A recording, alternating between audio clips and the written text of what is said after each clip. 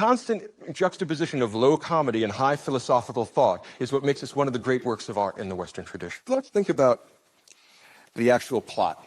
They're all getting together at Agathon's house, and Socrates has been going there, but all of a sudden on the way, he falls into a fit of abstraction. He starts to think, and the problem with Socrates, he thinks a little too much. It's not normal, it's not healthy. And he's just sitting there in rapt attention, like this. His friend decides to go on without him. It's very hard to drag Socrates in like this.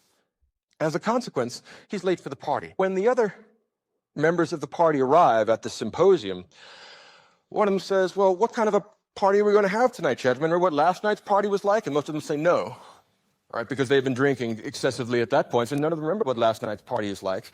And one of them says, are you sure you want to drink heavily tonight? I'm really still hungover from yesterday.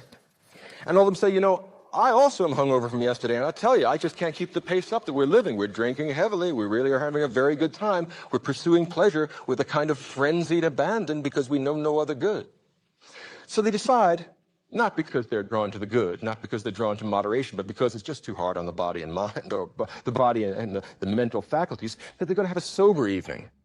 Now, the irony here, of course, is that later on in the evening, they're all going to get drunk. Because they haven't got the willpower, they haven't got the philosophical knowledge, they haven't got the healthiness of the soul which allows them to achieve the Platonic virtues. But they're trying their best. They say, at least while our bodies won't put up with it, we'll try and stay sober for a while. In particular, Eryximachus, our doctor, he says, gentlemen, I'd like to point out to you, now that we've decided to have a sober evening, that overindulgence in alcohol is a very bad thing for the human body. Note the emphasis on the human body. It's a very bad thing for the human body. And he says, furthermore, that I can never be part of any intent to consume excessive amounts of alcohol, particularly when I'm still hungover from last night. Constant juxtaposition of low comedy and high philosophical thought is what makes this one of the great works of art in the Western tradition. Well, they sit down, and Socrates eventually arrives after the dinner has already been served, the symbolic import being that Socrates is not terribly concerned with food or drink. He's concerned with taking care of his soul, which is why he stayed where he was, thinking about things until he continued and completed the thought that he had. Socrates' soul comes first. All the rest of these guys, they get together, and body comes first. They eat, they drink, they sit down, and they decide that they're going to have a sober evening because they have no choice. Their bodies won't hold up to it. As soon as they decide to have a sober evening, they also decide to get rid of the flute girl. The flute girl is a hired prostitute.